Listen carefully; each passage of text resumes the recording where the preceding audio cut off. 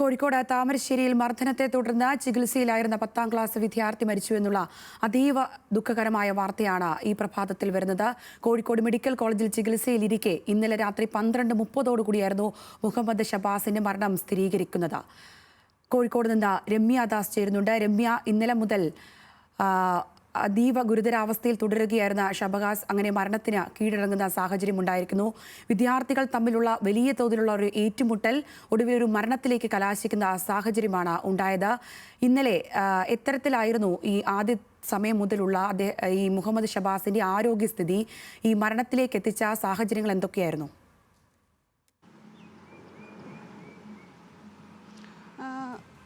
സംഗീത, ഇന്നലെ അതായത് വ്യാഴാഴ്ചയാണ് ഇത്തരത്തിൽ ഈ താമരശ്ശേരിയിലെ ഒരു സ്വകാര്യ ട്യൂഷൻ സെൻ്ററിന് മുന്നിൽ വിദ്യാർത്ഥികൾ തമ്മിൽ സംഘടനമുണ്ടാകുന്നത്. അന്ന് ഗുരുതരമായി പരിക്കേറ്റ ഷഹബാസിനെ താമരശ്ശേരി താലൂക്ക് ആശുപത്രിയിൽ പ്രവേശിപ്പിച്ചെങ്കിലും സ്ഥിതി ഗുരുതരമായതിനാൽ കോഴിക്കോട് മെഡിക്കൽ കോളേജിലേക്ക് മാറ്റുകയായിരുന്നു. കോഴിക്കോട് മെഡിക്കൽ കോളേജിൽ എത്തിയ ഷഹബാസിൻ്റെ സ്ഥിതി അതീവ ഗുരുതരമായി തന്നെയാണ് തുടർന്നുകൊണ്ടിരുന്നത്. തീവ്ര പരിചരണ വിഭാഗത്തിൽ ചികിത്സയിലായിരുന്നു.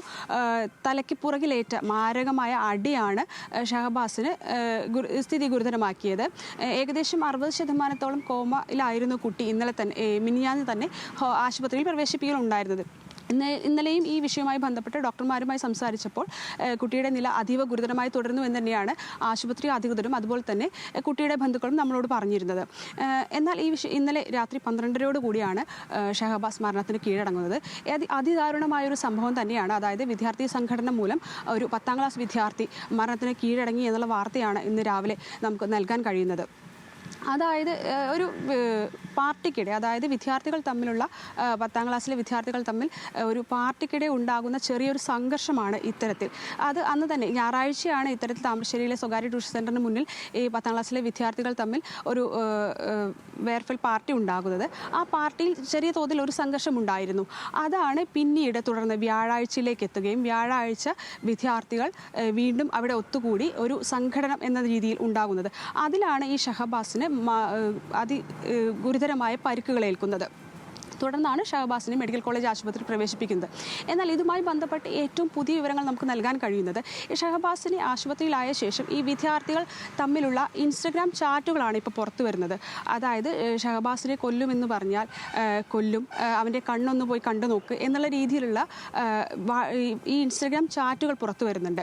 അതായത് ഈ കുട്ടിയെ വിളിച്ചു വരുത്തി കൊല്ലണമെന്ന ഉദ്ദേശത്തോടെ മർദ്ദിക്കുകയായിരുന്നു എന്നുള്ള സംശയത്തിൽ തന്നെയാണ് ഇപ്പോൾ പോലീസും ഉള്ളത്. ഇതുമായി ബന്ധപ്പെട്ട് 5 വിദ്യാർത്ഥികളാണ് ഇപ്പോൾ പോലീസ് കസ്റ്റഡിയിലുള്ളത്. ഇവരിൽ നിന്നും കൂടുതൽ വിവരങ്ങൾ, അതായത് ഇത്തരത്തിൽ ഈ ഒരു വിദ്യാർത്ഥിയോട് എന്തിനാണ് ഇത്തരത്തിലൊരു വൈരാഗ്യം തോന്നേണ്ട ആവശ്യം? അതായത് 10ാം ക്ലാസ് വിദ്യാർത്ഥികളാണ്. നമുക്കെല്ലാം അറിയാം, ഇത്തരത്തിൽ വിദ്യാർത്ഥി സംഘടനകൾ നമ്മൾ പൊതുവെ കേൾക്കാറുണ്ട്. അത് ചെറിയ തോതിൽ അത് ആ രീതിയിൽ തന്നെ അവസാനിക്കുകയാണ് പതിവ്. എന്നാൽ ഇത്തരത്തിൽ വിളിച്ചു വരുത്തി വീണ്ടും ഈ സംഘം ചേർന്ന് മർദ്ദിക്കുക എന്നുള്ളൊരു വിഷയമാണ് ഇവിടെ ഈ സ്ഥിതിയെ ഗുരുതരമാക്കുന്നത്. ഇതിൽ തന്നെ ഈ കുട്ടിക്ക് ഗുരുതരമായി പരിക്കേൽക്കുകയും ചെയ്യുന്നുണ്ട്. അതായത് ഈ കുട്ടിയെ കൊല്ലണമെന്ന ഉദ്ദേശത്തോടു കൂടി തന്നെയാണ് ഈ സംഘം ചേർന്ന് വിദ്യാർത്ഥികൾ ഈ വിളിച്ചു വരുത്തി അന്നേ ദിവസം, അതായത് വ്യാഴാഴ്ച ഈ ട്യൂഷൻ സെൻ്ററിന് മുന്നിലിട്ട് ഇത്തരത്തിൽ മർദ്ദിക്കുന്നത്. അതായത് ഇതിൽ മുതിർന്ന ആൾക്കാരും CCTV ദൃശ്യങ്ങൾ ഉൾപ്പെടെ നമ്മൾ നൽകിയതാണ്. ഇതിൽ ഒരുപാട് ആളുകളാണ് ഇത്തരത്തിൽ മർദ്ദിക്കുന്നത്. ഈ കുട്ടിയെ മുതിർന്ന ആളുകളും ഉണ്ട് എന്നുള്ള അറിവാണ് നമുക്കിപ്പോൾ ലഭ്യമാകുന്നത്. ഇത്തരത്തിൽ ഒരു മർദ്ദനം എന്തിനായിരുന്നു എന്നുള്ള കൂടുതൽ തെളിവുകൾ ഇതിൽ വരേണ്ടതുണ്ട്. നിലവിൽ ഇപ്പോൾ ഷഹബാസിൻ്റെ മൃതദേഹം കോഴിക്കോട് മെഡിക്കൽ കോളേജിലാണുള്ളത്. ഇനി പോസ്റ്റ്മോർട്ടം നടപടികൾ ഉൾപ്പെടെ പുരോഗമിക്കേണ്ടതുണ്ട്. തലയ്ക്ക് പുറകിലേറ്റ മാരകമായ ശക്തിയേറിയ അടിയാണ് മരണകാരണം എന്ന് തന്നെയാണ് നമുക്ക് വ്യക്തമാകുന്നത്. എങ്കിലും പോസ്റ്റ്മോർട്ടം നടപടികൾക്ക് ശേഷം കൂടുതൽ അതിൽ വ്യക്തത കൈവരും. അതുപോലെ തന്നെ എന്തിനാണ് ഈ 5 വിദ്യാർത്ഥികളാണ് ഇപ്പോൾ നിലവിൽ പോലീസ് കസ്റ്റഡിയിലുള്ളത്. ഇവരെയും കൂടുതലായിട്ട് പോലീസിനെ ചോദ്യം ചെയ്യേണ്ടതുണ്ട്. കാരണം എന്താണ് ഇത്തരത്തിൽ ഈ ഒരു വിദ്യാർത്ഥിയോട് വൈരാഗ്യം തോന്നേണ്ട ആവശ്യം? ആ പാർട്ടിക്കിടെയുണ്ടായ നേരിയ പ്രശ്നങ്ങളാണോ അല്ലെങ്കിൽ മറ്റെന്തെങ്കിലും കാരണങ്ങളുണ്ടോ എന്നിവ ഉൾപ്പെടെയുള്ളവ ഇനി ഈ വിദ്യാർത്ഥികളിൽ നിന്നും പോലീസിനും അറിയേണ്ടതുണ്ട്. സംഗീത, തീർച്ചയായും രമ്യ, അത് അറിയേണ്ടത് തന്നെയാണ്. ആ കാരണങ്ങൾ, ഇതിന് പിന്നിൽ ഇത്ര വലിയൊരു മരണത്തിൽ കലാശിക്കുന്ന തരത്തിലേക്ക് ആ ഏറ്റുമുട്ടൽ കടന്നുപോയതിൻ്റെ പിന്നിലെ കാരണങ്ങൾ നമ്മൾക്ക് അറിയേണ്ടത് തന്നെയാണ്. എന്നാൽ ഈ ഏറ്റുമുട്ടലിന് പിന്നാലെ വിദ്യാർത്ഥികൾ തമ്മിലുള്ള ഞെട്ടിക്കുന്ന ഇൻസ്റ്റഗ്രാം ഗ്രൂപ്പ് ചാറ്റ് വോയിസ് പുറത്തു വന്നിട്ടുണ്ട്. അതാണ് ഏറ്റവും ഈ കേസിലുള്ള പ്രാധാന്യമർഹിക്കുന്ന കാര്യം. ഇരുവരും തമ്മിലുള്ള ഈ വിദ്യാർത്ഥികൾ തമ്മിൽ ഉണ്ടായിട്ടുള്ള വോയിസ് ചാറ്റ് അത് ഒരിക്കൽ കൂടി ഒന്ന് കേൾക്കാം.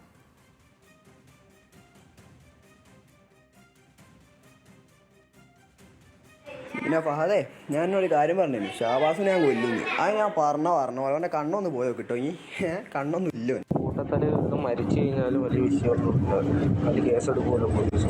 അവിടെ കേസ് ഉണ്ടാവില്ല, കേസ് തള്ളി പോകും. കാരണം ഓരോ ഇങ്ങോട്ട് വന്നത് അതിന് ഇവരൊന്നും ഇല്ല വെച്ചത്, നാഫീനല്ല വെച്ചത്. 2 ദിവസം കേട്ടാ എടാ ഷഹബാസ് എങ്കിന്തേന്ന് പറയടാ, ഫുള്ള് അലമ്പായിക്കുന്ന കേട്ട്. എൻ്റെ സീൻ്റേതാ ഈ എങ്ങനെ ചൊറ ഒഴിവാക്കിക്കൊണ്ടാ? ഇങ്ങനെയാണ് ഞാൻ വിചാരിച്ചില്ല. ഇങ്ങനെ ഒഴിവാക്കിക്കൊണ്ടോ? എന്താ എനിക്കെന്താ പ്രശ്നമുണ്ടോ? എടോ ഷഹബാസേ, എന്തേലുണ്ടേ പൊരുത്തപ്പെട്ടാട്ടോ. ഞാൻ എന്നോട് കുറേ പറഞ്ഞല്ലേ മോനെ, ഞങ്ങൾ ചൊറക്ക് നിൽക്കില്ല. ഇനി പിന്നെയും ഇനി ഞങ്ങൾ നിന്നിട്ടും എന്നോട് ചൊറക്ക് നിന്നില്ലല്ലോ. ഇനി ഇത്രയൊക്കെ പറഞ്ഞിട്ടും ഞങ്ങൾ എന്നോട് എന്തേലും പറഞ്ഞോ? ഇല്ലല്ലോ. ഈ മുകളിൽ അയച്ച മെസ്സേജ് കൊടുക്കും, ഞാൻ എന്നോട് നല്ലോണമല്ലേ പറഞ്ഞത്. പിന്നെ എന്നോട് ഞങ്ങൾ ചൊറ ഒഴിവാക്കാനായിട്ട് നിൽക്കുക. ഒഴിവാക്കി പോകുമ്പോൾ ഇനി പിന്നെയും വന്നതാണ്. പിന്നെ അന്നേത്തെ പ്രശ്നം ഞങ്ങളാരും മനസ്സിൽ പോലും വിചാരിച്ചില്ല. ഒരിക്കലും ഞങ്ങൾ ഇങ്ങനെ ഒരു പ്രശ്നം ഉണ്ടാവും പ്രതീക്ഷിച്ചില്ല. ഞങ്ങൾ ട്യൂഷനും കഴിഞ്ഞ് വരികയാണ്. ഇപ്പം നിങ്ങൾ എം ജെയുള്ള ഏതോ ചെക്കന്മാർ ഞങ്ങളെ വിളിച്ച് പിന്നെ എല്ലാം കൂടി വിളിയായി, എല്ലാവരും കൂടി ആയിട്ട് എത്തിയതാണ്. അതിൻ്റെ ഇടയിൽ കൂടെ ഇനിയാണ് എന്നോട് മാത്രമായിട്ട് പെരുഞ്ചല്. ഞാൻ എന്തേതാ പിന്നെ ചെയ്യേണ്ടത് ഇനി പറഞ്ഞോണ്ടാ? പിന്നെ കൂട്ടത്തല്ലായി ഇങ്ങനെ കണ്ടല്ലേ വെക്ക. എന്തേലും ഉണ്ടേ പൊരുത്തപ്പെട്ടിട്ടോ, പക്ഷെ പൊരുത്തപ്പെട്ട് കൊണ്ടിട്ടോ. ഷഹബാസിനെ കൊല്ലുമെന്ന് പറഞ്ഞാൽ കൊന്നിരിക്കും, കണ്ണൊന്ന് പോയി നോക്ക്, കൂട്ടത്തല്ലിൽ മരിച്ചു കഴിഞ്ഞാൽ പ്രശ്നമില്ല, കേസെടുക്കില്ല പോലീസ് തുടങ്ങിയ സംഭാഷണങ്ങളാണ് ഈ മർദ്ദനത്തിന് ശേഷമുള്ള വാട്സപ്പ് അല്ലെങ്കിൽ ഇൻസ്റ്റഗ്രാം ചാറ്റിലൂടെ പുറത്തു വന്നിരിക്കുന്നത്. അതായത് രമ്യ തുടരുന്നുണ്ട്. രമ്യ, ഈ ദിവസങ്ങളിലൊക്കെ ഈ മർദ്ദനമേറ്റു അതീവ ഗുരുതരാവസ്ഥയിലേക്ക് ഷഹബാസ് പോകുന്ന സാഹചര്യത്തിൽ ഉണ്ടായിരിക്കുന്ന ചാറ്റുകളാണിത്. അതിൽ ലെവലേശം അതിലൊരു അനുതാപമോ ഒരു വിഷമമോ ഒന്നും കലർത്തുന്ന ഒരു വാക്കുകൾ പോലും നമുക്ക് കേൾക്കാനില്ല. അതുമാത്രമല്ല, കൃത്യമായ ഒരു പ്ലാനിങ്ങോട് കൂടി തന്നെയാണ് ഈ സംഘടന ഉണ്ടായിരിക്കുന്നതെന്നുള്ളത് അതിൽ നിന്ന് വ്യക്തമാണ് താനും. ഇതിന് പിന്നിലുള്ള കാരണങ്ങൾ, അതായത് ഫെയർവെല്ലിലുണ്ടായ തർക്കമെന്ന് പറയുമ്പോൾ അതിലേക്ക് നയിച്ച കാരണങ്ങൾ എന്താണെന്നുള്ളതിൽ ഇനിയും അവ്യക്തത വരേണ്ടതുണ്ട്. പക്ഷേ ഇതിന് പിന്നിൽ ഈ കുട്ടികളുടെ അടക്കം അല്ലെങ്കിൽ ആരുടെയൊക്കെയോ ഒരു പ്ലാനിങ് ഉണ്ടായിട്ടുണ്ട് എന്ന് തന്നെ നമുക്ക് അനുമാനിക്കാം, അല്ലേ?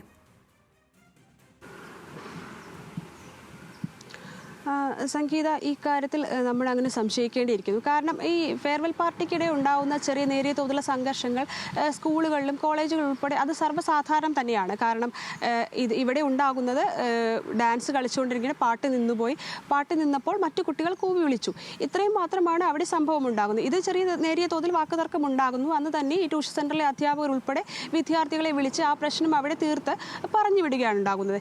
എന്നാൽ ഇതിന് ശേഷം നടക്കുന്ന കാര്യങ്ങളാണ് നമുക്ക് വിശ്വസിക്കാനാവാത്തത്. കാരണം 10ാം ക്ലാസ് വിദ്യാർത്ഥികളാണ്. ഈ വിദ്യാർത്ഥികൾ എങ്ങനെയാണ് ഇത്തരത്തിലൊരു ക്രൂര കൃത്യം, ഇത്തരത്തിലൊരു ക്രൂര മനസ്സുണ്ടാകുന്നത് എന്ന് തന്നെയാണ് നമുക്ക് സംശയിക്കേണ്ടത്. കാരണം അതിനുശേഷം ഈ ഞായറാഴ്ച ഈ സംഭവത്തിന് ശേഷം ഒരു വാട്സപ്പ് ഗ്രൂപ്പ് ഉണ്ടാക്കുകയും ആ ഗ്രൂപ്പിലാണ് പിന്നീട് ഇവർ ഈ വ്യാഴാഴ്ച ട്യൂഷൻ സെൻറ്റർ പരിസരത്ത്, അന്ന് ട്യൂഷൻ ഉണ്ടായിരുന്നില്ല, അപ്പോൾ അവിടെ എത്താൻ ആവശ്യപ്പെടുകയും അതിനെ തുടർന്നാണ് പിന്നീട് അവിടെയാണ് സംഘർഷങ്ങൾ വീണ്ടും ഉടലെടുക്കുന്നത്.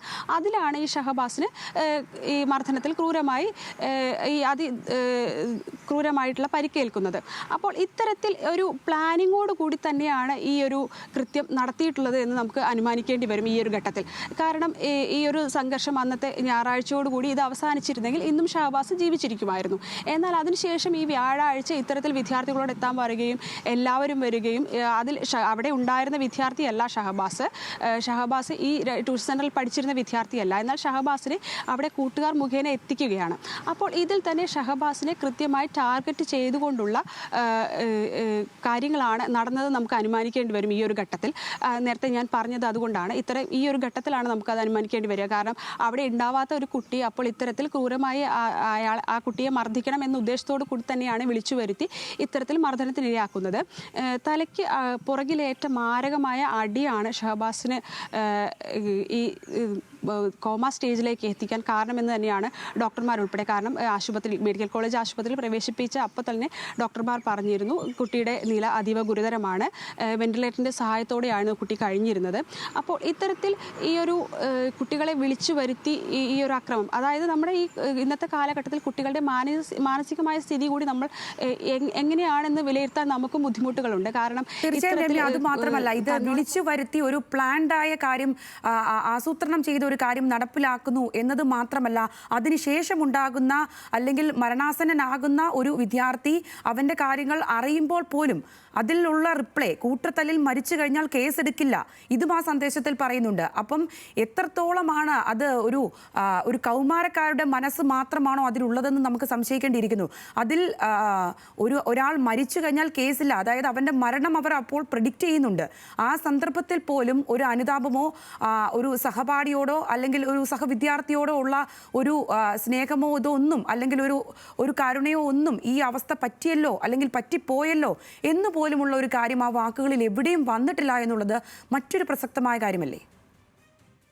തീർച്ചയായും സംഗീത, അതും വളരെ പ്രസക്തമായ. കാരണം ഇത്തരത്തിൽ ഈ കുട്ടി അടിയേറ്റ് ആശുപത്രി അതീവ ഗുരുതരാവസ്ഥയിൽ ആശുപത്രിയിൽ കഴിയുകയാണെന്ന് അറിയുമ്പോഴും പ്രചരിക്കുന്ന ഇൻസ്റ്റഗ്രാം സന്ദേശങ്ങളാണ് നമ്മൾ നേരത്തെ പുറത്തുവിട്ടത്. ഇതിലും ഈ കുട്ടിയോട് തീരെ അനുകമ്പയില്ല. കാരണം കൊല്ലുമെന്ന് പറഞ്ഞാൽ ഞാൻ കൊന്നിരിക്കും, അവന്റെ കണ്ണൊന്ന് പോയി നോക്ക്, കാണാൻ പോലും ഉണ്ടാവില്ല എന്നുള്ള ഇത്തരത്തിലുള്ള സന്ദേശങ്ങളാണ് ഇതിലും പ്രചരിക്കുന്നത്.